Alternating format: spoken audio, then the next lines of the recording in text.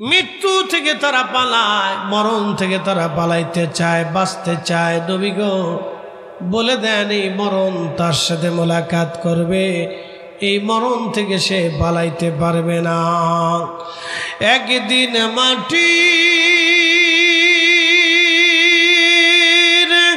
ভিতরে হবে ঘরে, মন আমার কেন বান্ধ দালান ঘর, মন আমার কেন বান্ধ দালান ঘর। এ নল চোখের মুসলমান, মৃত্যু থেকে যত পালানো সম্ভব হবে না, পালানো সম্ভব হবে না। মৃত্যু থেকে পালাইতে পারবেন না, পালানো কখনো সম্ভব হবে না। আল্লাহ বলেন সুম্মা তুরাদ্দুনা ইলা আলিমিল গায়বি ওয়াশ শাহাদাত, অতঃপর তোমরা আমি আল্লাহর কাছে ফিরে আসবে। আমি তোমার গোপনে গোপনে সব কিছু আমি রব জানি।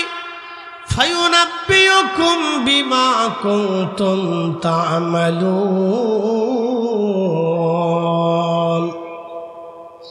শুধু জেনেই শেষ করব না, কিয়ামতের ময়দানে তোমাকে আমি রব তোমার জীবনের সমস্ত আমলগুলি তোমাকে দেখাবো।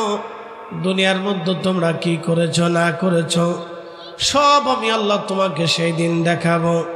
আমি রব, আমি মালিক, তোমাকে সব দেখাবো। তুমি কি করছো না করছো আমি আল্লাহ তোমাকে সব দেখাবো।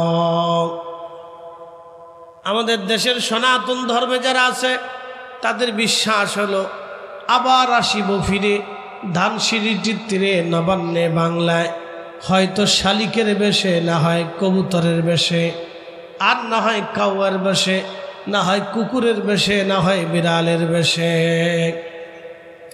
তাদের বিশ্বাস পৃথিবীতে আমরা আবার ফিরে আসব। আমাদেরকে ভগবান পাখি বানাইয়া, পশু বানাইয়া পৃথিবীতে আবার পাঠাবে। আপনাদের কি মনে হয় আর আসার কি কোনো সুযোগ আছে? কোনো সুযোগ নেই। আল্লাহ তাও জানাই দিলেন, ওয়ালা ইউআখিরাল্লাহু নাফসান ইযা জাআ আজালুহা। যদি পৃথিবীতে আবার ফিরে আসার সুযোগ থাকতো তাহলে আমাদের নবীর চাইতে মহা সম্মানিত আর কেউ নাই। কথা বলে ঠিক কিনা? যদি ফিরে আসার সুযোগ থাকতো তাহলে সর্বপ্রথম আল্লাহ আমাদের নবীকে পৃথিবীতে আবার পাঠিয়ে এই উম্মতকে ধন্য বানিয়ে দিতেন। যুগে যুগে যুগে যুগে যুগে যুগে নবীকে আল্লাহ পাঠাইতেন। কথা বলেন ঠিক কিনা? লালন ফকিরের সাথে, লালন মতাদর্শের সাথে আমাদের দ্বিমত কোথায়? দেখেন তাদের নাম কিন্তু অনেকে মোহাম্মদ আছে, আব্দুল করিম আছে, রহিম আছে, জব্বার আছে, আব্দুল্লাহ আছে, অনেকের নাম লালন ফকিরের যারা ভক্ত আছে তাদের এরকম নাম আছে। তাদের সাথে আমাদের মতপার্থক্য কোন জায়গা ভালো করে বুঝবেন। লালন কয়েকটা গান লেখছে খুব সুন্দর, ভাষা চমৎকার, আবার এমন কিছু কথা লেখছে খুব মারাত্মক। আমি আপনাদেরকে বুঝাই। কে যাবি নবীর নৌকাতে আয়, দেখেন লাইনটা খুব সুন্দর। রূপকাঠির ওই নৌকা খানি নাহি ডুবার ভয়, তোরা কে যাবি নবীর নৌকাতে আয়। এটাও সুন্দর। এরপরে লেখছেন, নবী না মানে যারা মহাহেড কাফের তারা এ দুনিয়া। এটাও সুন্দর। এরপরে কি লেখছে দেখে, যিনি মুর্শিদ তিনি রসুল তিনি খোদা হয়। কি বুঝলেন আপনি? কিছু আছে না গেছে? তার একার শুধু ইমান যায় নাই, ইমান আরো বহুজনের সাথে একসাথে নিয়ে তারপরে বেচারা কবরে চলে গেল। কথা বলেন ঠিক কিনা? প্রিয় বন্ধু, শুধু সব যায় নাই, ইমান চলে গেছে। ইমান যাওয়া মানে সব চলে যাওয়া। আমাদের রব কয়জন? একসাথে বলেন। আর কি ফিরে আসার সুযোগ আছে? তাহলে হিন্দুদের বিশ্বাস হচ্ছে পৃথিবীতে ভগবান আমাকে আবার দুনিয়াতে পাঠাবে, পৃথিবীতে ভগবান আমাদেরকে দুনিয়াতে আবার পাঠাবে। কি বানাইয়া? কবুতর বানাইয়া, কাউয়া বানাইয়া, কুত্তা বানাইয়া, বিড়াল বানাইয়া। আর লালনের আকীদা হলো ভগবান আমাদেরকে পৃথিবীতে পাঠাবে, যিনি মুর্শিদ তিনি রসুল তিনি খুদা, যিনি মুর্শিদ তিনি রসুল তিনি খুদা। তিনি বুঝাইতে চায় যে পৃথিবীতে বারবার বারবার বারবার মুর্শিদ রূপে রসুল আসে, মুর্শিদ রূপে খুদা আসে। এই কথা যারা বিশ্বাস করে, আল্লাহর কসম করে বলি, হিন্দুদের আকীদার সাথে আর তাদের আকীদার কোনো দ্বিমত নাই, একমত। কথা কোন ঠিক কিনা? তারা মুসলমান হতে পারে, হতে পারে, এক কথা শেষ। ঝগড়া করার তো দরকার নেই, শেষ। বলে কি শেষ? বলে ইমান শেষ, সব শেষ। এটা আমাদের বোঝা অত্যন্ত জরুরি, অত্যন্ত জরুরি। এই কুপথ আর ভুল পথের ভিতরে বহু মানুষ নিমজ্জিত হয়ে ধ্বংস হয়ে যাচ্ছে। কথা বলে ঠিক কিনা? বহু মুসলমান জাহান্নামের রাস্তার দিকে চলে যাচ্ছে। আল্লাহ তাদেরকে হেদায়েত করুক, আর আমাদেরকে আল্লাহর প্রতি ইয়াকিন এবং তার রাসূলের প্রতি বিশ্বাসকে আরো মজবুত করুক। সকলে বলেন আমিন। প্রিয় উপস্থিতি, আমরা ফিরে যাব কার কাছে? আর কি ফিরে আসার কোনো সুযোগ আছে? নেই। তাহলে কি নিয়ে যাব? কদ্দুর দই নিব, কিছু মহিষ নিব, গরু ছাগল নিব, সোনা দানা নিব, টাকা পয়সা নিব, কাপড় চোপড় ভালো ভালো কিনে কিনে নিয়ে যাব। আল্লাহকে বলবো, আল্লাহ এগুলি তোমার জন্য নিয়ে আসছি। রব্বুল আলামিন আমাদেরকে বললেন, ইন্নাল্লাযীনা আমানু ওয়া আমিলুস সালিহাতি উলাইকা হুম খায়রুল বারিয়া। ইমানে আমলে যারা পাকা, ইমানে আমলে ইমানে আমলে ইমানে আমলে যারা পাকা তারা শ্রেষ্ঠ। একসাথে বলেন আল্লাহু আকবার। ইমানে আমলে, জোরে বলেন ইমানে আমলে, আবার জোরে বলেন ইমানে আমলে। ভালো করে বুঝবেন, ইমানে আমলে যারা পাকা। এখন আমি তো লালনের কথা বললাম, কিন্তু আমি এখন আবার আমাদের ভিতরে ছদ্মবেশী কারো কারো কথা বলি। আল্লাহ হেদায়েত করুক, সকলে বলে না আমিন। আমাদের দেশে একদল আছে, তারা বুকে হাত বেঁধে নামাজ করে। আল্লাহ তাদেরকে সুপথ দেখাক, আমরা দোয়া করি। তাদের সাথে আমাদের আমিন জোরে নিয়ে তেমন কোনো দ্বিমত নাই। তাদের সাথে আমাদের বুকে হাত বেঁধে নামাজ পড়বে নাকি নাভির নিচে হাত বেঁধে সারবে। আরবে যায় দেখবেন হেরেমে কেউ বুকে বাঁধে, কেউ নাভির নিচে বাঁধে, কেউ হাত ছেড়ে দিয়ে শটাঙ্গ হয়ে দাঁড়ায় থাকে, সোজা হয়ে দাঁড়ায় থাকে, সে হাতই বাঁধে না। আমরা হাত উপরে না নিচে বাঁধবো এটা নিয়ে ফিটিফিটি করতেছে, আর তারা হাতই বাঁধে না, হাত সাইডে দিয়ে দাঁড়ায় রয়েছে। তাহলে বোঝা গেল এটা নিয়ে ফিটিফিটি করা বৃথা। কিন্তু তাদের সাথে আমাদের দ্বিমতটা কোথায়? দ্বিমতটা হলো এক জায়গা। তারা বলে থাকে আল্লাহ রসুলের আব্বা আম্মা দুইজন কাফের এবং মুশরিক ছিল, তারা জাহান্নামী। কি বুঝলেন আপনি? আপনার যদি মন চায় তাদের আকীদা নিতে তো নিয়ে যাবেন, অসুবিধা নেই। কবর আপনার, হাসর আপনার, মিজান আপনার, ফুলসিরাত আপনার, মেশর আপনার, জাহান্নাম আপনার, জান্নাত আপনার। প্রশ্নের জবাব দিবেন আপনি, আল্লাহ জিজ্ঞেস করবে আপনাকে। ওটা তো আমাদের ফাংশন না। এখন যদি তাদের বিশ্বাস আকীদা আপনি নিতে চান তো নেবেন, অসুবিধা নেই। তাদের দলে থাকতে চান তো থাকবেন, তাদের মতে থাকতে চান তো থাকবেন, কোনো অসুবিধা নেই। এটা আমাদের ফাংশন না। তো বলার দায়িত্ব, সতর্ক করার দায়িত্ব আলেমদের। কথা বলেন ঠিক কিনা? আমাদের কাজ হচ্ছে আপনাকে সতর্ক করা, বুঝিয়ে দেওয়া। আমি আপনাকে বুঝাচ্ছি। বলেন রসুলের আব্বা আম্মা কাফের, জাহান্নামী, এই কথা বিশ্বাস করলে মুসলমান আর কি মুসলমান থাকতে পারে? কি করে থাকবে? অথচ কোরআন বলল ইন্নামাল মুশরিকুনা নাজাসুন, প্রত্যেক মুশরিকরা নাপাক, প্রত্যেক মুশরিকরা নাপাক, প্রত্যেক মুশরিকরা নাপাক, প্রত্যেক মুশরিকরা নাপাক। তাহলে বলেন আমাদের রসুল পাক না নাপাক? আমাদের রসুলের কোনো আইব আছে, ত্রুটি আছে, খাতা আছে, বিচ্যুতি আছে? তিনাকে আল্লাহ পাক বানায়া, পবিত্র বানায়া দুনিয়াতে পাঠাইলেন। তিনি এমন একজন নবী, তিনি মাসুম। আল্লাহ তাকে নির্বাচিত, নির্ধারিত করে পৃথিবীতে পাঠিয়েছেন। যখন কেউ নবী হয় নাই, তখন আল্লাহ তার রসুলকে রসুল নির্বাচিত করেছেন। বলে কখন? রোজে আজলে। সূরা আল ইমরানের 81 নম্বর আয়াত তার ব্যাখ্যা এবং আয়াত তার দলিল। ওয়াইদ আখাযাল্লাহু মিসাকান নাবিয়্যিন লামা আতাইতুকুম মিন কিতাবিন ওয়া হিকমা সুম্মা জাআকুম রাসূলুম মুসাদ্দিকুন লিমা মাআকুম লা তু'মিনুন্না বিহি। সব নবীদেরকে আল্লাহ উপস্থিত করায় বললেন এ নবীরা তোমাদেরকে আমি নবুয়ত দিব।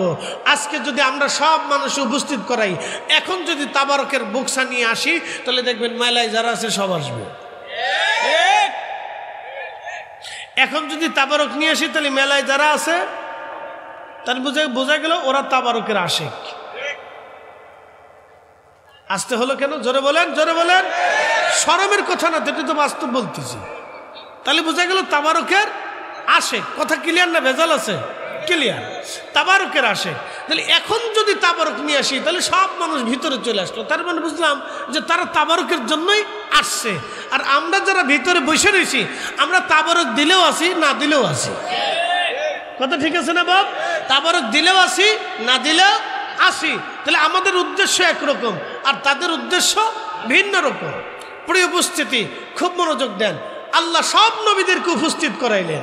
সব নবীদেরকে উপস্থিত করে আল্লাহ পাক শর্ত দিলেন, এ নবীরা তোমাদেরকে নবুয়ত দিব, কিন্তু শর্ত, রিসালাত দিব, হিকমত দিব, মুজিজা দিব, কিন্তু শর্ত হলো সুম্মা জাআকুম রাসূল, তোমাদের মাঝে আমার এই রসুল যাবে।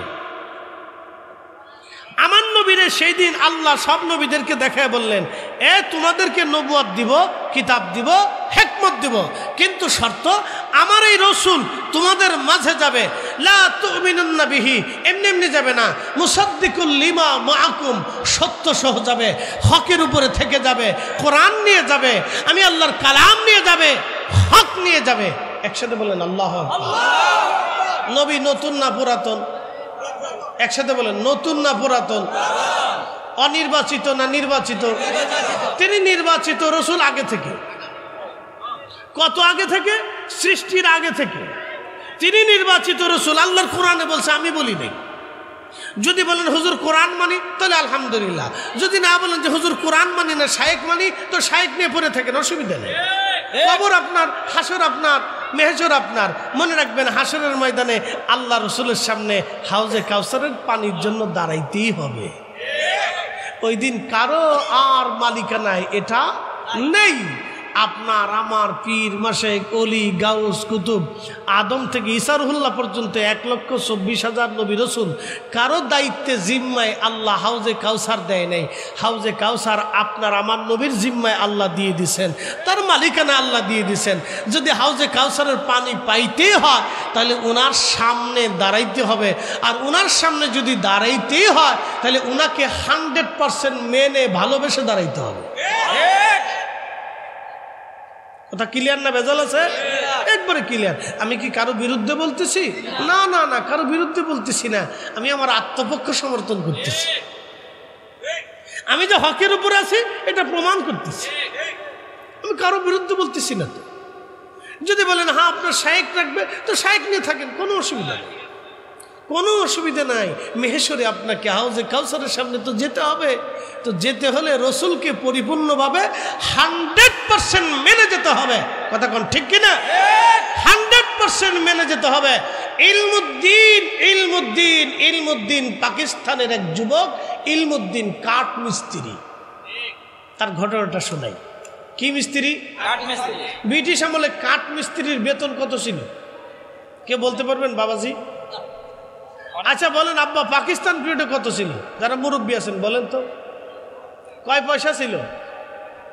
1 টাকা 1.5 টাকা, 60-70 পয়সা। তখন পয়সার হিসাব বেশি ছিল বাপ। কথা ঠিক আছে না? আমি যদিও ওই জমানার মানুষ না, আমি বাংলাদেশের মানুষ আর কি, পাকিস্তান পিরিয়ডের না। তো 2 আনা 4 আনা 60 পয়সা, 50 পয়সা, 25 পয়সা, 10 পয়সা। আমি নিজেই 10 পয়সা দিয়ে 10টা বিস্কুট কিনে খেয়েছি, সেই ছোটকালে আমার মনে আছে। হ্যাঁ, 10 পয়সা 2 আনা। আচ্ছা যাও, এরকম দিয়ে কাঠ মিস্ত্রির বেতন ছিল। আর ইলমুদ্দিন ছিল কাঠ মিস্ত্রির হেল্পার। তাহলে বুঝেন হেল্পারের আয় কত ছিল। কোনো রকম দিন আনতো, দিন খাইতো। একজন যুবক, লেখাপড়া ছিল না, সে অনেক বড় ইউনিভার্সিটি থেকে, আল আজহার বিশ্ববিদ্যালয় থেকে, মদিনা ইউনিভার্সিটি থেকে, মক্কা থেকে, হার্ভার্ড, অক্সফোর্ড থেকে, ঢাকা ইউনিভার্সিটি থেকে, দিল্লি থেকে, যাই এরপরে আপনার কি বলে দারুল উলুম দেওবন্দ থেকে, বেরেলি থেকে, সারসিনা থেকে, দারুন নাজাত থেকে, বড় বড় প্রতিষ্ঠান থেকে তারা কিন্তু কামিল পাশ করে। এই ছেলেটা আসে নাই, কোনো রকম বক্তব্যে পড়াশোনা করছে। নাম লিখতে লিখতেও পারতো, না বলে না পারতো, এরকম ছিল। ভাঙ্গা ভাঙ্গা হাতে হয়তো লিখতে পারত। ইলমুদ্দিন তখন ভারতের একজন লেখক বই লিখলো, বইয়ের ভিতরে লিখলো আমার রসুলের চরিত্র নিয়ে বাজে বাজে বাজে বাজে কথা বললো, যেগুলো আমি ভাষায় প্রকাশ করতে পারবো না। হযরতে ইলমুদ্দিন এই সংবাদ সারা ভারত উপমহাদেশের মধ্যে ছড়িয়ে গেল। অবিভক্ত ভারত, তখন পাকিস্তান, ভারত, বাংলাদেশ অবিভক্ত। ওই অবিভক্ত ভারতবর্ষে ছড়িয়ে গেল দিল্লি থেকে শুরু করে পৃথিবীর এই উপমহাদেশের বড় বড় আইনজীবী যারা ছিলেন, তারা ওই মুসলিম আইনজীবীরা ওই হিন্দুর বিরুদ্ধে তারা মামলা করলেন দিল্লির আদালতে। মামলার লড়াই চলতেছে। মুসলিম আইনজীবীদের উদ্দেশ্য যে করেই হোক এই হিন্দুকে জেলখানায় দিতেই হবে। সে আল্লাহ রসুলের সামনে বাজে বাজে কথা বলেছে, তাকে ছেড়ে দেওয়া যাবে না। তাদের উদ্দেশ্যে একটা, তারা মামলায় লড়ে যাচ্ছেন। সারা ভারত তখন উত্তপ্ত, হিন্দু মুসলমান তখন একবারে উত্তপ্ত অবস্থায়। তখন পাকিস্তানের লাহোরে কাঠ মিস্ত্রি হেল্পার ইলমুদ্দিন, তিনি এই সংবাদটা শোনার পরে উস্তনে হান্নানা যেমন নবীর বিরহ বেদনায় কেঁদে উঠেছিল, একটা মরা কাঠ নবীর বিরহ বেদনায় কেঁদে উঠে মানুষের মতো ডুকরিয়ে ডুকরিয়ে কেঁদেছিল। শুধু কাঁদে নাই রে, উস্তনে হান্নানা আমার রসুলের সাথে কথা পর্যন্ত বলেছিল।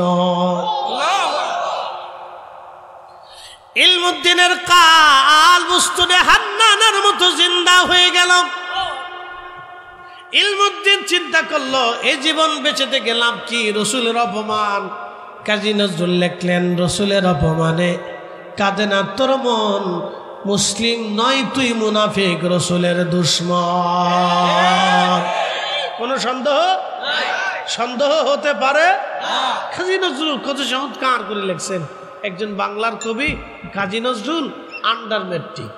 বাইরে লেখাপড়া হলেই মানুষ হয় না। কথা ঠিক আছে না বাপ? লেখাপড়া হলে মানুষ হয় না।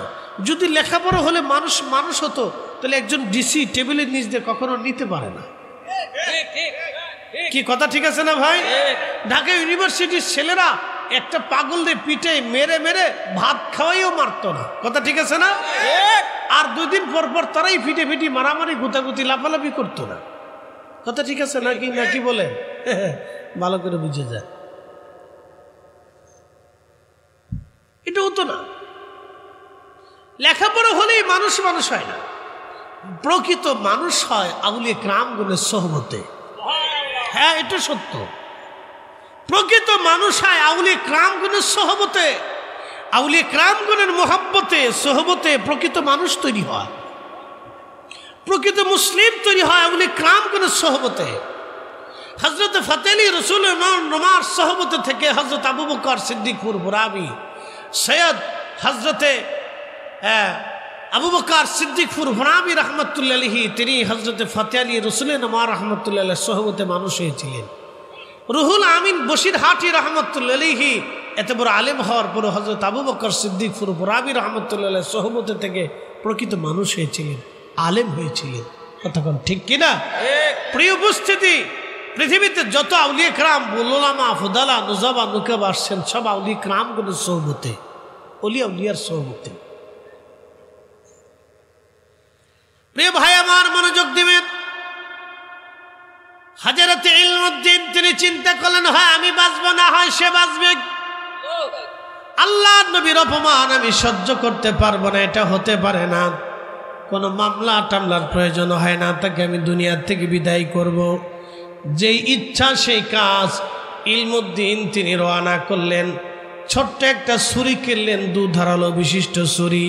তার এই ছুরিটার উদ্দেশ্য হলো রসুলের দুশ্মনকে দুনিয়ার থেকে বিদায় করবে, আল্লাহর নবীর দুশ্মনকে দুনিয়ার থেকে বিদায় করবে। হযরত ইলমুদ্দিন তিনি দেরি করেন নাই, সুদূর পাকিস্তানের লাহোর থেকে তিনি দিল্লি চলে আসলেন। একজন কাঠ মিস্ত্রির হেল্পার, সামান্য বেতনের চাকরি তার। দিন আনত দিন খেত, অনেক কষ্ট করে দিন অতিবাহিত করতেন হযরত ইলমুদ্দিন। ছোট্ট একটা ছুরি নিয়ে হযরত ইলমুদ্দিন রওনা করে তিনি পাকিস্তান থেকে চলে আসলেন ভারতের দিল্লি। আদালত চলতেছিল সেই দিন শেষ আদালত চলতেছে। আজকে ওই লেখকের বিরুদ্ধে রায় হবে যে আমার নবীর শানে বাজে বাজে কথা লিখেছেন, ফাহিশে কথা লিখেছে। যেই কথাগুলি লিখেছে এমন নিকৃষ্ট ভাষাগুলি আমি আপনাদের সামনে উপস্থাপন করতেও পারবো না। এত নিকৃষ্ট শব্দ আমার নবীর শানে সে ব্যবহার করেছে। হযরত ইলমুদ্দিন সুদূর পাকিস্তানের লাহোর থেকে রওনা দিয়ে তিনি দিল্লি চলে আসলেন। দিল্লি চলে আসার পরে দিল্লির আদালতে ঢুকলেন। জিজ্ঞেস করলেন, তোমরা কি বলতে পারবা ওই লেখকটা কোথায় আছে? লোকেরা বলল ভিতরে বসা। ভিতরে যা জিজ্ঞেস করলেন, তোমরা কি বলতে পারো লেখকটাকে? তখন সময় বলে দিল, ওই যে ফর্সা করা লোকটা বসে আছে উনি হচ্ছেন এই বইয়ের লেখক। ইলমুদ্দিন তার কাছে চলে গেলেন। বেশি সময় নিলেন না, দেরিও করলেন না। তার কোমরের ভিতরে গুজে রাখা ছোট্ট ছুরিটা বের করে তার পেটের মধ্যে চালিয়ে দিয়ে পোড়া পেটটাকে দ্বিখণ্ডিত করে দিয়ে ওই জাহান্নামের কুকুরকে ইলমুদ্দিন আদালতের ভিতরে জাহান্নামে পাঠিয়ে দিলেন।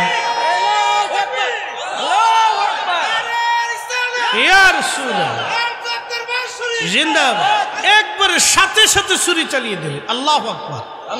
না না, ইলমুদ্দিন ছুরি চালাইলো আর আপনি আল্লাহু আকবার বলতে পারবেন না। একসাথে বলেন আল্লাহু আকবার। না না, হাত উঁচা করে বলেন আল্লাহু আকবার। আপনারা কি খুশি? জোরে বলেন খুশি। আল্লাহু আকবার। কেন খুশি? এখন বলি, ইলমুদ্দিন ছুরি চালাইছে কার জন্য? নবীর জন্য।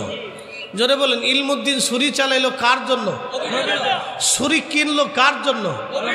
ইলমুদ্দিন জানে না যে তাকে হত্যা করলে আমাকে ফাঁসির কাস্টে যাওয়া লাগবে। তাই সেই ফাঁসির দড়ি গলায় নিল কার জন্য? রসুলের জন্য। একসাথে বলেন আল্লাহু আকবার। এখন আল্লাহ কোরআনে কি বললেন? এখন আপনি বলেন যে ইলমুদ্দিন তাহলে কাজটা কি ঠিক করলো? একটা মানুষ হত্যা করলো। এখন আল্লাহ কোরআনে কি বললেন শুনে নেন। قل إن كنتم تحبون الله فاتبعوني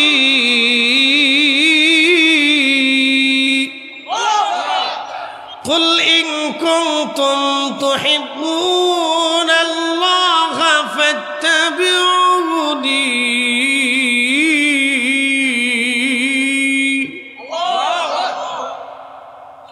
রব্বুল আলামিন বললেন, হুজুর আপনি বলে দেন, প্রিয় নবী আপনি বলে দেন, কেউ যদি চূড়ান্তভাবে আমি আল্লাহ পেতে চায়, চূড়ান্তভাবে আমাকে খুশি করতে চায়, চূড়ান্তভাবে আমাকে রাজি করতে চায়, চূড়ান্তভাবে আমাকে সন্তুষ্ট করতে চায়, হুজুর আপনি বলে দেন ফাত্তাবিউনি, চূড়ান্তভাবে সে যেন আপনি নবী মেনে নেয়, চূড়ান্তভাবে আপনি নবীকে ভালোবাসে, চূড়ান্তভাবে আপনার ইত্তেবা করে, চূড়ান্তভাবে আপনার শানের পক্ষে থাকে, চূড়ান্তভাবে আপনার জন্য জীবন দিয়ে দেয়। ও নবী, আপনার জন্য জীবন দিলে আমি আল্লাহর জন্য জীবন দেওয়া হবে। আপনার জন্য, আপনার পথ মানলে আমি আল্লাহর পথ হয়ে যাবে। আপনার মত নিলে আমি আল্লাহর মত নিবে। আপনাকে ভালোবাসলে আমি আল্লাহ ভালোবাসা হবে। আপনার পক্ষ নিলে আমি আল্লাহর পক্ষ হবে। আপনার শান গাইলে আমি আল্লাহর শান হবে। আপনার মান গাইলে আমি আল্লাহর মান হবে। আপনাকে গালি দিলে আমি আল্লাহকে গালি দেওয়া হবে। আপনাকে কষ্ট দিলে আমি আল্লাহকে কষ্ট দেওয়া হবে। আপনাকে তাজিম করলে আমি আল্লাহ তাজিম হবে। আপনাকে খুশি করলে আমি আল্লাহকে খুশি করা হবে। চিৎকার মেরে বলেন মারহাবা। হযরত ইলমুদ্দিনকে পুলিশ ধরে নিল। আদালত চত্বরের ভিতরে ওই জাহান্নামের কুকুর জাহান্নামে চলে গেল। এবার আদালত ভিন্ন দিকে প্রবাহিত হলো। এতদিন আদালত ছিল ভিন্ন দিকে, এখন আদালত হলো ভিন্ন দিকে। এখন আদালত চলে গেল অন্যদিকে। সারা ভারতে হইচই পড়ে গেল। হিন্দু মুসলিম দাঙ্গার কাছাকাছি। হিন্দু যত আইনজীবী ছিল সবাই ওই তাদের লেখক হিন্দুর পক্ষ নিয়ে নিল, মুসলিম যত আইনজীবী মুসলমান হজরত ইলমুদ্দিনের পক্ষ নিল। মুসলিম আইনজীবীরা এতদিন ওই লেখককে জেলখানায় পাঠানোর চেষ্টা করতেছিল, কিন্তু ইলমুদ্দিন তাকে জাহান্নামে পাঠিয়ে দিল। আল্লাহু আকবার। এবার ওই লেখক জাহান্নামে চলে যাওয়ার পরে ইলমুদ্দিন, এবার আইনজীবী যারা ছিল তাদের চিন্তা ইলমুদ্দিনকে ফাঁসির কাষ্ঠ থেকে বাঁচাইতে হবে, আমাদের উদ্দেশ্য ইলমুদ্দিনকে বাঁচানো। কিন্তু ইলমুদ্দিনের উদ্দেশ্য হলো ফাঁসির রশিতে ঝোলা, কারণ সে ইচ্ছা করেই আসছে আমি রসুলের জন্য জীবন দিব, নবীর জন্য জীবন দিব, নবীর জন্য বাঁচব, নবীর জন্য জীবন দিব। কারণ রসুলের জন্য জীবন দেওয়া মানে আল্লাহর জন্য জীবন দেওয়া। এই ছোট্ট অঙ্কটা আমরা কাউকে বুঝাইতে পারতেছি না, আমরা ছোট্ট অঙ্কটা কাউকে বুঝাইতে পারতেছি না। অনেক ভাইরা বুঝতে চেষ্টা করে না যে আসলে আমরা সুন্নি উলামায়ে কেরাম কি বলতে চাই, আমরা কি বেদাত বুঝাইতে চাই না রসুল বুঝাইতে চাই। অনেক ভাইরা বুঝতে চেষ্টা করে না, কথা ঠিক আছে না ভাই? তারা ভাবে মনে হয় এরা বেদাতি বক্তব্য দিচ্ছে। আহা, চশমা চেঞ্জ করেন, চশমা কালা হলে দুনিয়া কালা দেখা যায়, চশমা লাল হলে দুনিয়া লাল দেখা যায়। আব্দুল ওহাব নজদির চশমা চোখে লাগাইলে বেদাত বেদাত শিরিক শিরিক মনে হবে। আর যদি হজরত বেলালের ইশকের চশমা লাগান, যদি হজরতে মুজাদ্দিদ আল ফিসানির ইশকের চশমা লাগান, হজরতে সুফি ফতেহ আলী রসুলের নামার ইশকের চশমা লাগান, হুজুর গাউসে পাক মহিউদ্দিন আব্দুল কাদের জিলানীর ইশকের চশমা লাগান, তাহলে আপনি ইশকে রসুল খুঁজে পাবেন। কথা বলেন ঠিক কিনা?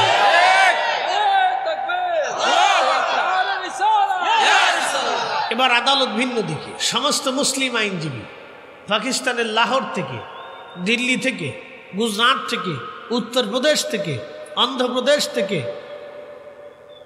সব প্রদেশ থেকে, কলকাতা থেকে বড় বড় মুসলিম আইনজীবীরা দিল্লিতে উপস্থিত হল।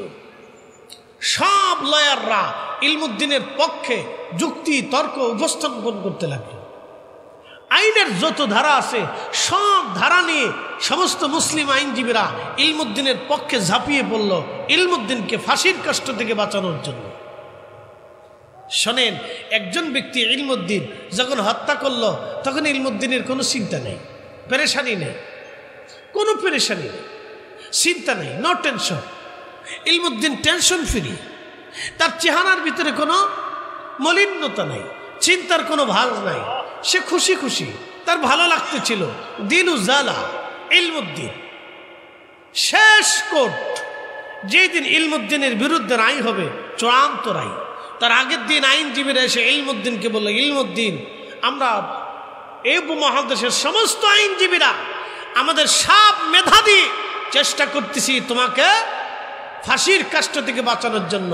ইলমুদ্দিন, আইনের যত ধারা আছে সব ধারা থেকে আমরা যতটুকুন বুঝেছি, তুমি একটা শব্দ কালকে আদালতে বলবা, তোমাকে জিজ্ঞেস করলে তুমি বলবা এটা আমার যখন হত্যা করছি মাথা ঠিক কাজ করতেছিল না, ঠিক ছিল না, এটা ভুল হয়ে গেছে।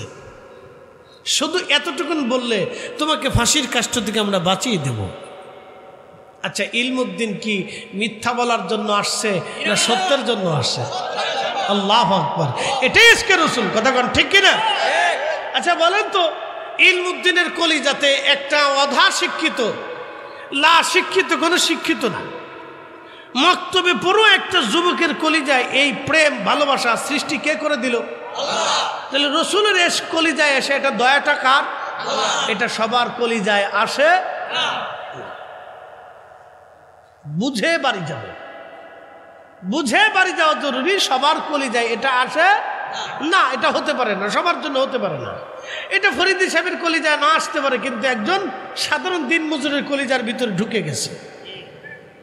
আপনি হাজার চেষ্টা করলেও তার কলিজা থেকে ইশকে রাসূল বিতাড়িত করতে পারবেন না, হাজার যুক্তিতর্ক দিলেও তাকে সরাইতে পারবেন না, কারণ কলিজার ভিতরে ইশকে রাসূল ঢুকে গেছে, উস্তুনে হান্নানার মতো চলে গেছে, আপনি ফিরাইতে পারবেন না, কখনোই ফিরাইতে পারবেন না। প্রিয় হাজিরিন, মনোযোগ দিবেন।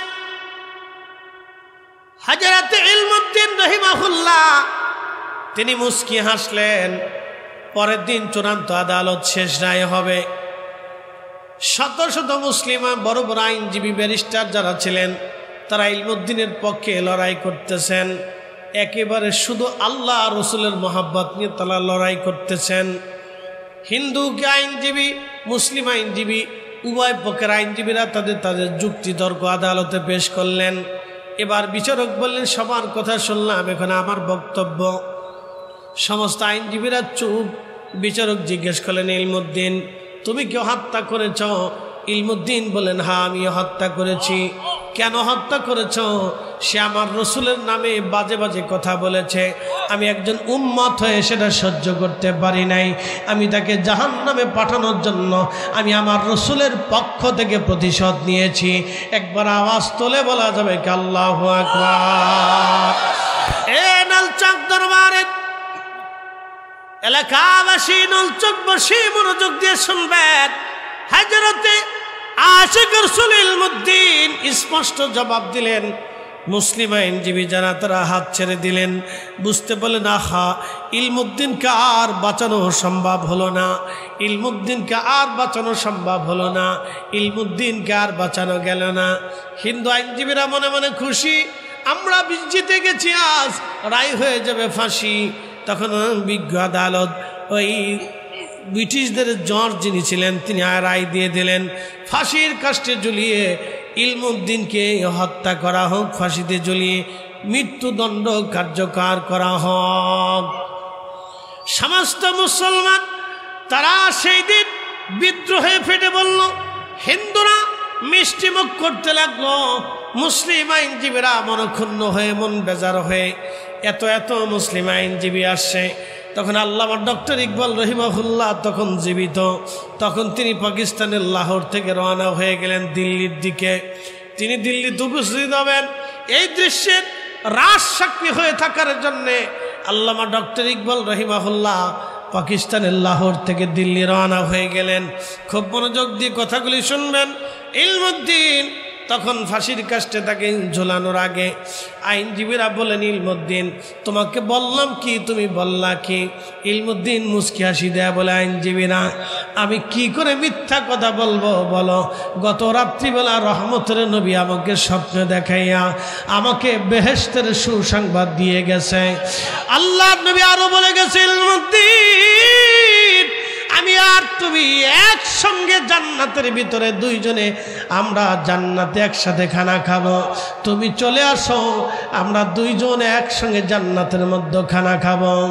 আবার রাসূল আমাকে জান্নাতের দাওয়াত দিয়ে গেলেন, জান্নাতের মেহমান হওয়ার জন্য নবীজি দাওয়াত দিয়ে গেলেন।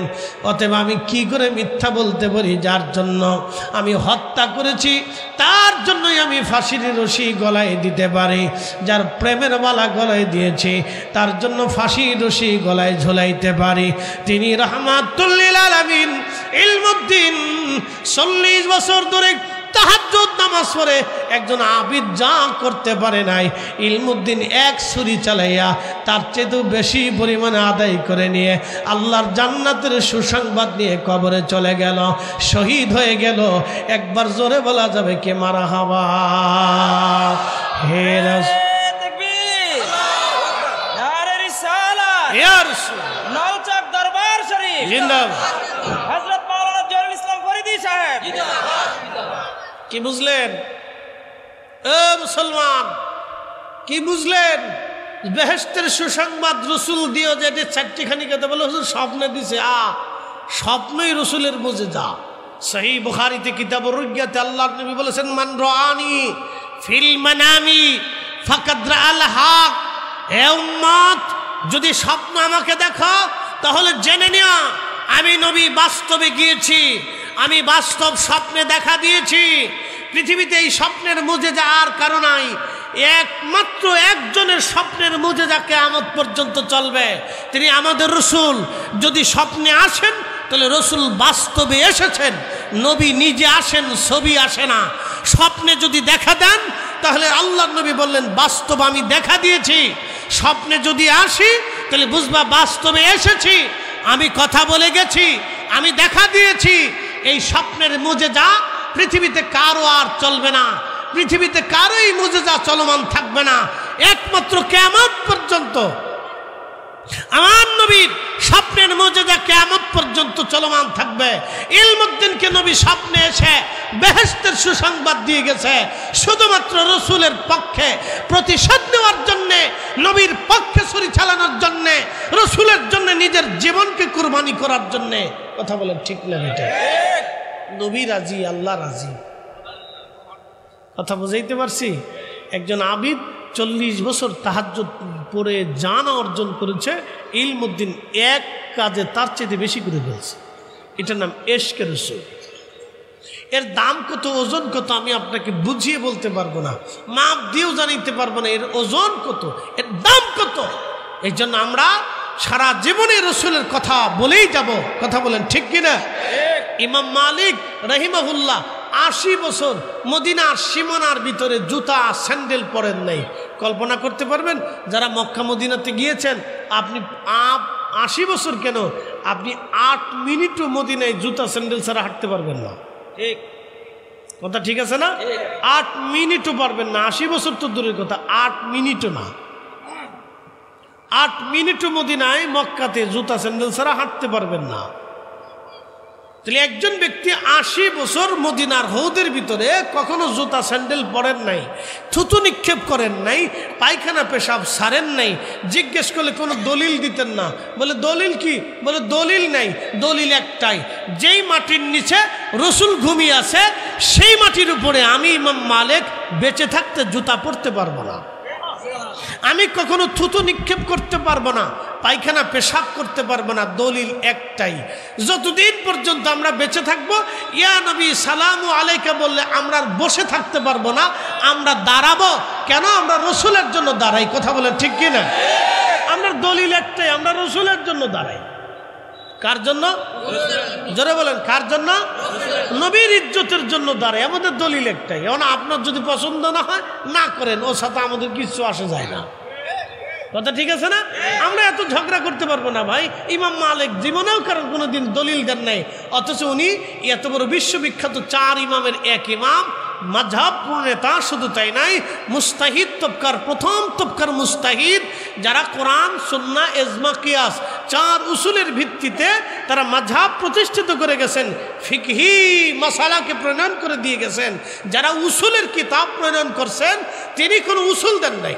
যিনি উসুলের কিতাব লেখলেন তিনি কোনো উসুল দেন নাই। যিনি দলিলের কিতাব লেখলেন তিনি কোনো দলিল দেন নাই। যিনি ফকি তিনি কোনো ফতোয়া দেন নাই। যিনি মুহাদ্দিস তিনি কোনো হাদিস পেশ করেন নাই। যিনি মুফাসসির তিনি কোনো কোরআনের আয়াত দলিল সাবমিট করেন নাই।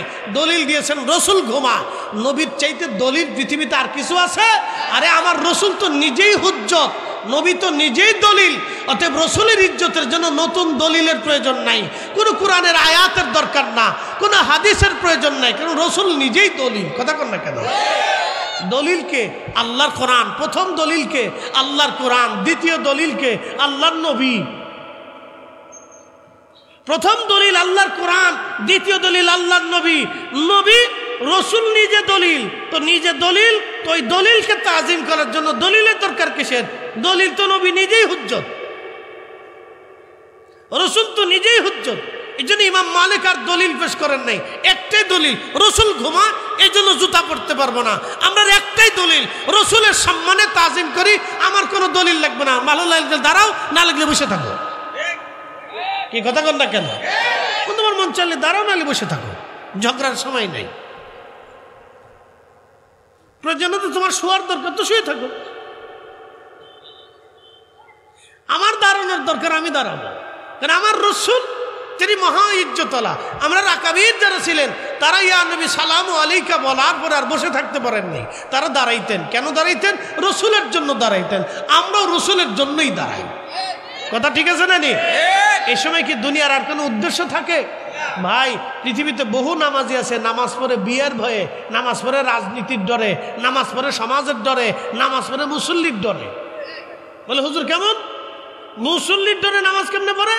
আমি আমার মসজিদের খতিব কালকে জুমা পড়াবো, তো চিন্তা করলাম যে আমার এত মুসল্লি, আরে নামাজ যদি ঢক মতো না পড়ি তো মুসল্লি কি বলবে? তো মুসল্লি কি বলবে এই চিন্তায় যখন আমি নামাজ পড়বো, তখন আমার নামাজও শেষ, আমিও শেষ। বলে কারণ কি?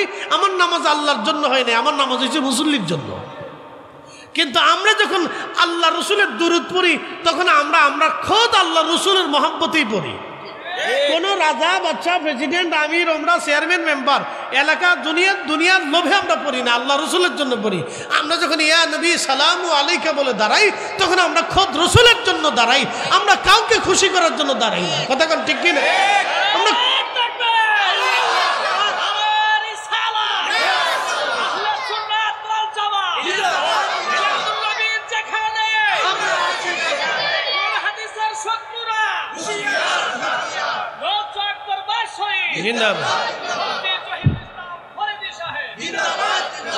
তাহলে আমাদের উদ্দেশ্য কয়টা? একটা, আল্লাহ রসুল।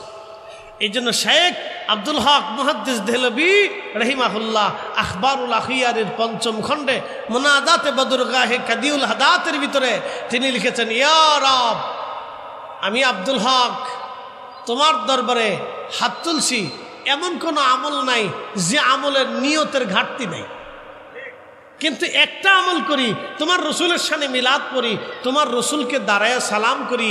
আল্লাহ, এটা শুধুমাত্র তোমার রসুলকে খুশি করার জন্য, তোমার রসুলের মহব্বতই করে থাকি।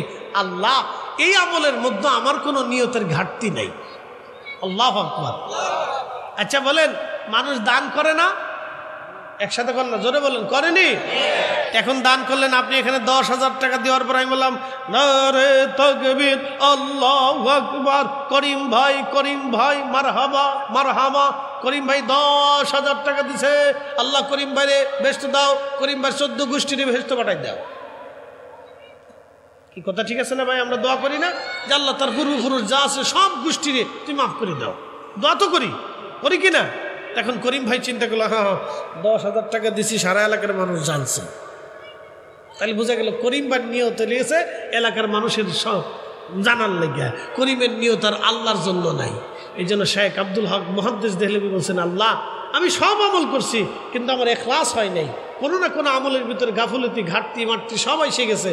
কিন্তু তোমার রসুলের সাথে যখন দুরূদ সালাম পড়ছি, মিলাদ শরীফ পড়েছি, ইয়া রব, শুধু তোমার রসুলকে মহব্বত করেই করছি। আল্লাহ, এখানে আমার কোনো অন্তরের দ্বিমত ছিল না, আমার ইখলাসের কোনো ঘাটতি ছিল না। আল্লাহ, ওই কারণে তুমি আমার দোয়াকে কবুল করে নাও। একসাথে বলুন আল্লাহু আকবার। বলে হুজুর, নামাজ পড়ে মানুষ আল্লাহর জন্য, তাহলে ওই হাদিস আসতো না কিয়ামতের ময়দানে আল্লাহ কিছু নামাজিদেরকে বলবে, নামাজি ফাওয়াইলুল লিল মুসাল্লিন আল্লাযীনা হুম আন সালাতিহিম সাহুন আল্লাযীনা হুম ইউরাউন ওয়া ইয়ামনাউনাল মাউন। আল্লাহ তাআলা কোরআনে এই কথা বলতেন না যে ফাওয়াইলুল লিল মুসাল্লিন, মানুষ দেখানো নামাজি? কি কথা কন না কেন? তাহলে বুঝা গেল নামাজের ভিতরেও গাফলতি করে। কিয়ামতের ময়দানে আল্লাহ নামাজিদেরকে ডাক দিয়ে বলে, নামাজি জাহান্নামে চলে যাও। বলি, ইয়া রব, নামাজ পড়ছি, আমি তো মুসল্লি ছিলাম। আল্লাহ বলবেন, তুমি মুসল্লি ছিলে পাবলিক দেখানোর জন্য, অতএব দুনিয়াতে মানুষ তোমার মুসল্লি বলছে, কিয়ামতের ময়দানে কিছু পাবো না, জাহান্নামে চলে যাও। সেদিন বক্তাদেরকে আল্লাহ বলবে, বক্তা তুমি জাহান্নামে চলে যাও। বলে, আল্লাহ, আমরা তো ওয়াজ নসিহত করছি। আল্লাহ বলবো, তুমি ওয়াজ নসিহত করছো দুনিয়ার জন্য, তুমি আল্লাহর জন্য করে নাই, জাহান্নামে চলে যাও। এ শহীদ, তুমি জাহান্নামে চলে যাও। বলি, ইয়া রব, এত যুদ্ধ জিহাদ করলাম তোমার খুশি করার জন্য। কয় না, মানুষ তোমার বীর যোদ্ধা কয়, মানুষ তোমার বীর বিক্রম বলে, বীর শ্রেষ্ঠ বলে, সেই জন্য তুমি জিহাদ করছিলা। যাও, দুনিয়াতে মানুষ তোমার বীর বিক্রম, বীর শ্রেষ্ঠ, বীর যোদ্ধা বলছে, তুমি আর আমি হাসনের ময়দানে কিছু পাবো না, জাহান্নামে চলে যাও। সেদিন দানশীল বলকে বলবো, আল্লাহ দানশীল, জাহান্নামে চলে যাও। বলি, ইয়া রব, তোমার জন্য দান করলাম। আল্লাহ বলবে, না রে, তুমি সমাজসেবক, বিশিষ্ট দানবীর, বিশিষ্ট শিক্ষানুরাগী সমাজসেবক, এই সেই নাম আগটিম ভাগটিম নামের জন্য তুমি দান সৎকার করছো। অতএব দুনিয়ার থেকে তোমাকে মানুষ বিশিষ্ট বড় বড় দানবীর, দানশীল বলে ব্যক্তিত্ব ঘোষণা দিয়েছে। অতএব তুমি আর হাসরের ময়দানে কিছু পাবে না, জাহান্নামে চলে যাও। এই জন্য শেখ আব্দুল হক মুহাদ্দিস দেহলভী বলছি, ইয়া রব, আমার প্রত্যেক আমলের ভিতরে ইখলাসের ঘাটতি থাকতে পারে, কিন্তু তোমার রসুলের সাথে যখন মিলাদ কিয়াম করছি তখন আমার ইখলাসের কোনো ঘাটতি নাই। আল্লাহ, এই কারণে আমার দোয়া কবুল করে নাও। একসাথে কর না মারহাবা, আরো জোরে মারহাবা। হ্যাঁ, ওনা মুহাদ্দিস ছিল। মুহাদ্দিস শুধু এই উপমহাদের সমস্ত মুহাদ্দিসের বাবা ছিল, শুধু ওনার মতো মুহাদ্দিস কোন মা এই ভূখণ্ডে ইমাম মাহদীর আলাইহিস সালাতু ওয়াসসালাম আসার আগে আর জন্ম দিতে পারবে না। উনি এত বড় মুহাদ্দিস ছিলেন, তিনি মিলাদ কিয়াম পছন্দ করলেন। আমরা বেদাত বললাম, বলতে থাকেন, অসুবিধা নেই, আমরা করতে থাকবো। আপনি বলবেন আমরা করব, আপনি বলবেন আমরা করব। কথা কোন ঠিক কি না? ঝগড়া করার আর টাইম টুইম নেই। আমরা আর ঝগড়া মগড়া করতাম না ভাই, যার মন চলি করো করো, না চলি না করো। ঠিক কথা ঠিক আছে না ভাই? আমরা আর ঝগড়া করব না। যার দোয়ার দরকার তোমার দোয়া করো, দোয়ার দরকার না তুমি চলে যাও। কি কথা ঠিক আছে না নি ভাই? যার দোয়ার দরকার তুমি করো। দোয়া তো আমরা এই ভগবানের কাছে চাই না যে ভগবান সরস্বতী আপনি আমাদেরকে দেন, ভগবান মা দুর্গা আপনি আমাদেরকে দেন, ভগবান কালী আপনি আমাদেরকে দেন, ভগবান গণেশ আপনি আমাদেরকে দেন, ভগবান ওই কার্তিক আপনি আমাদেরকে, ভগবান কৃষ্ণা আপনি আমাদেরকে দেন, ভগবান গরু আপনি আমাদেরকে দেন। এগুলো কই? তো কার কাছে চাই? একসাথে বলেন, কার কাছে? তো আল্লাহর কাছে যদি বেদাত হয় তো আল্লাহর কাছেই চাবো। কি কথা কন না কেন? কার কাছে চাই? কার কাছে? তো আল্লাহর কাছে চাইয়ে যদি বেদাত হয় তাহলে আল্লাহর কাছেই চাবো, অসুবিধা নাই। আপনার চাওয়ার দরকার না, আপনি চলে যান, অসুবিধা নেই। আপনার জন্য আমার দরকার নাই। আপনি যদি আমার জন্য দোয়া না করেন তাহলে আপনার সাথে বন্ধুত্ব করে কোনো লাভ নেই। তো আমি আপনার সাথে কি জন্য বন্ধুত্ব করব? বন্ধুত্ব হবে আমি মরার পরে আপনি দোয়া করবেন, তাহলে এটা অরিজিনাল বন্ধু। কি কথা ঠিক আছে না? ছেলে সন্তানদেরকে বাবারা পালন করে কি জন্য? একজন বৃদ্ধ বাবা জমি বিক্রি করে তখনও খেয়ে যায় না, ইচ্ছা করলে ভালো কিছু খেতে পারত, কিন্তু বাবাটা খায় না। কারণ কি জানেন? বাবাকে জিজ্ঞেস করেন, মুরব্বী জমি বিক্রি করো না কেন? বলে মা আমার ছেলে সন্তান আছে, ওরা কোথায় থাকবে না থাকবে? বলে ছেলে সন্তান দিয়ে কি করবো? ওরা আমার কাফন দাফন দিবে, আমার মরার পরে কবরের পাশে দাঁড়াবে, দোয়া খায়ের করবে। ঠিক কথা ঠিক কিনা? ছেলে সন্তানের কাছে এর চেয়ে বেশি কিছু চায়? কিচ্ছু চায় না। না না, বৃদ্ধ গেলে আর কিছু চায় না। 100 কোটি টাকা চায় না, চায় না। আবার নতুন করে বিয়ে করতে চায় না, তাও চায় না। বৃদ্ধকালে কি চায়? কিচ্ছু চায় না। আমার ছেলে সন্তান নাতিপুতি ওরা আছে, ওদের জন্য দোয়া করি, ওরা আমার জন্য দোয়া করে, এই তো চায়। 2 বেলা 3 বেলা 3 মুঠো ভাত চায়, এই তো চায়। একটু চিকিৎসা চায়, ওষুধ চায়, সন্তানের সহানুভূতি ভালোবাসা চায়, আর কিচ্ছু চায় না। তো তারা সে তো বলে না বেটারে আমার নামে 100 কোটি টাকা দিয়ে দে, তোর যত রুজি আছে আমার অ্যাকাউন্টে দিয়ে দে। না, তো চায় না। তো বৃদ্ধ বাবা চায় না। বৃদ্ধ বাবা কি চায়? একটু দোয়া চায় যে আমার ছেলে পেলে আমি মারা যাওয়ার পরে কবরের পাশে দাঁড়াবে। তো যেই ছেলে দোয়া মানে না, দোয়া করে না, তো ওই ছেলে দিয়ে হবে কি? হয়তো কুত্তা পালা ভালো। আসতে বলেন কেন? জোরে বলে। আমি যদি যুক্তির বাহিরে বলি তো বলেন যে যুক্তির বাইরে বলছেন, তা আমি ছেলে দিয়ে কি করবো? কোনো প্রয়োজন আছে? তা আমি ছেলে দিয়ে কি করবো? ওর চাইতে তা আমার ওই ভাই ভালো যে ভাই আমার জন্য দোয়া করে। যে ভাই আমার জন্য দোয়া করবে তাহলে আমার ওই ভাই ভালো। কি কথা কর না কেন? তা আমার ওই ভাই ভালো যে ভাই আমার মরার পরে দোয়া করবে। শেষ। এ সবজ গম্বদ ওয়ালে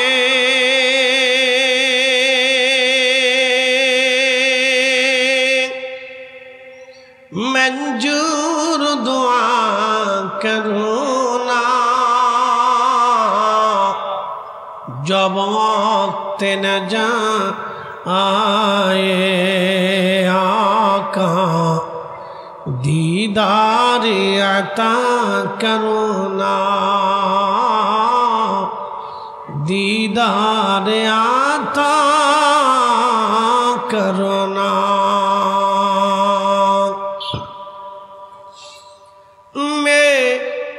कब्र अंधेरी में घबराऊंगा जब तन्हा,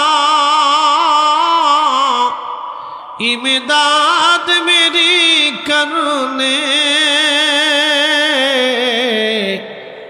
आ जाना रसूल अल्लाह, इमदाद मेरी करने आजान रसूल अल्लाह। रोशन मेरी तुरबत को लिल्लाह जरा करो ना, जब वक्त न जा आए आका, दीदार आता करो ना।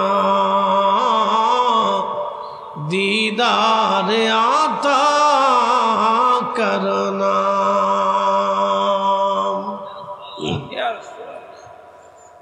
বুঝতে খুব মনোযোগ দিবেন। নীতি দীর্ঘ আলোচনা একটা মধ্যবর্তী সময় পর্যন্ত আমি তুলে ধরেছি। আমরা সবাই ফিরে যাব আল্লাহর কাছে, অবশ্যই আল্লাহর কাছে ফিরে যাব। এই পৃথিবীতে কখনো কোনো দিন আর থাকার সুযোগ হবে না। এই বডির সাথে আল্লাহর কোনো বক্তব্য হবে না। আল্লাহর বক্তব্য হবে রূহের সাথে, আল্লাহর বক্তব্য হবে রূহের সাথে, আল্লাহর বক্তব্য হবে রূহের সাথে, রূহের সাথে। প্রিয় বন্ধু খুব মনোযোগ দিবেন। আল্লাহর বক্তব্য হবে রূহের সাথে। আমাদের ইন্তেকালের সময় আল্লাহ ডাক দেবে, ইয়া আইয়াতুহান নাফসুল মুতমাইন্না তুরজিই ইলা রাব্বিকি রাদিয়াতাম মারদিয়া। হে নফসে মুতমাইন্না, প্রশান্ত আত্মা, তুমি ফিরে আসো আমি আল্লাহর দিকে, আমি আল্লাহর সন্তুষ্টির দিকে তুমি চলে আসো। আমি রব তোমার উপরে খুশি, আমি আল্লাহ তোমার উপরে রাজি, তুমি চলে আসো। ফাদখুলি ফি ইবাদি ওয়াদখুলি জান্নাতি। তুমি আমি আল্লাহর মহাব্বতের বান্দাগুলি যে জান্নাতের ভিতরে, তুমি সেই জান্নাতে চলে আসো। হে বান্দা, দেরি করো না, তুমি চলে আসো। নবীজি বললেন, নেককার বান্দারা যখন মৃত্যুবরণ করে, নেককার বান্দাদের মৌতের সময় তখন তারা হাস্যোজ্জ্বল হয়ে যায়। ওই রুহটা দ্রুত গতিতে তখন চলে যায়, তার কপাল থেকে ঘাম আসতে থাকে, কপাল থেকে ঘাম আসতে থাকে। অবশ্যই একদিন রব্বুল আলামিনের দরবারে ফিরে চলে যাব আমরা, অবশ্যই চলে যাব। আমরা কেউ থাকার জন্য আসি নাই।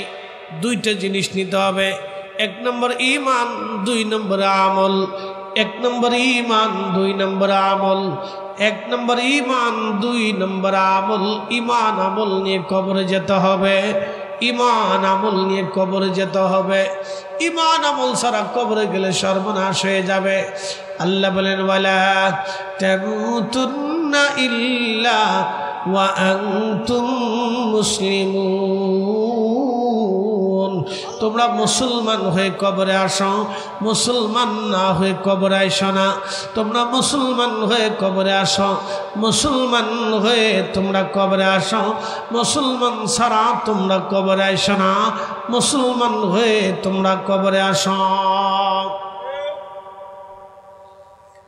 পৃথিবীর বড় বড় আউলিয়া কেরামগণের জীবন যদি আপনি দেখেন, তারা কত বড় বড় দামি দামি মুসলমান ছিলেন। তারা মানুষদেরকে মুসলমান বানানোর জন্য উদ্বুদ্ধ করেছেন, তারা মুসলমান বানিয়ে রেখে গেছেন।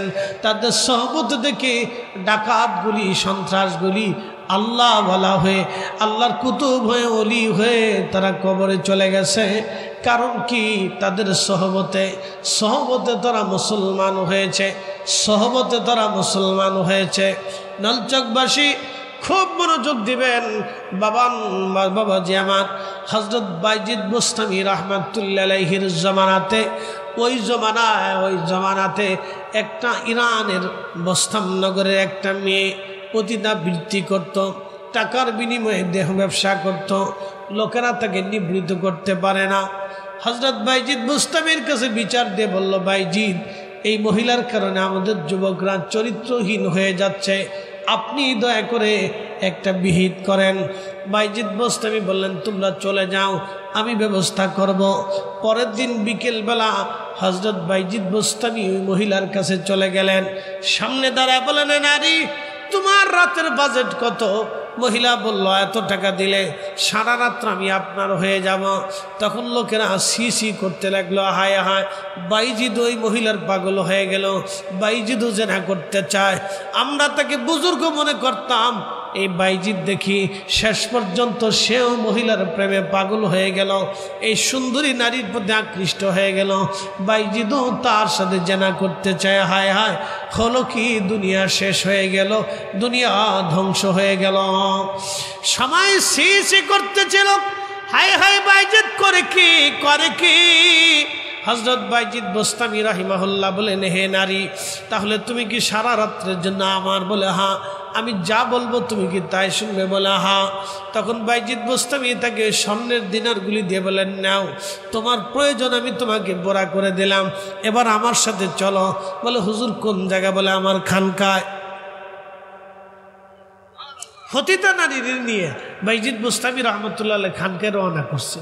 তো পতিতা নারী পিছে পিছে বাইজিদ সামনে সামনে। শহরের মানুষ দেখে আর ছি ছি ছি ছি, বাইজিদ করলো কি, হায় হায় হায় হায়, বাইজিদ করলো কি। কিন্তু বাইজিদের হাকিকত তো কেউ জানে না। আল্লাহু আকবার, জোরে বলেন আল্লাহু আকবার। ওলিরা দেখেন তারা কত কিভাবে মুসলমান ছিলেন আর কিভাবে মানুষকে তাদের সোহবতে আল্লাহর দিকে ডেকে নিতেন। মহিলারা নিয়ে চলে গেলেন, খানকার ভিতরে নিয়ে আলাদা রুম করে দিয়ে, জায়গা করে দিয়ে, পর্দার ভিতরে দিয়ে বললেন, মারে, আমি তোমার সাথে নিজের কাম খাইশ পুরা করার জন্য আনি নাই, তুমি গোসল করে আসো। তুমি বলছো আমি যা বলবো তুমি তাই শুনবে। মা, আমি তোমার সাথে জেনা করব না, আজকে সারা রাত তুমি আমার সাথে নামাজ পড়বা। একসাথে বলেন আল্লাহু আকবার। তারা মুসলমান ছিল, তারা এইভাবে মানুষদেরকে আল্লাহর দিকে ডাকত। তো বাইজিদ বোস্তামি রহমতুল্লাহ মহিলাকে পর্দার আড়ালে যায় নামাজ বিছিয়ে দিলেন, গোসল করাইলেন, পাকসাপ করাইয়া যায় নামাজ বিছিয়ে দিয়ে যায় নামাজে দাঁড়া করাই দিলেন। মহিলা নামাজ পড়ে, মহিলা নামাজ পড়ে, মহিলা নামাজ পড়ে।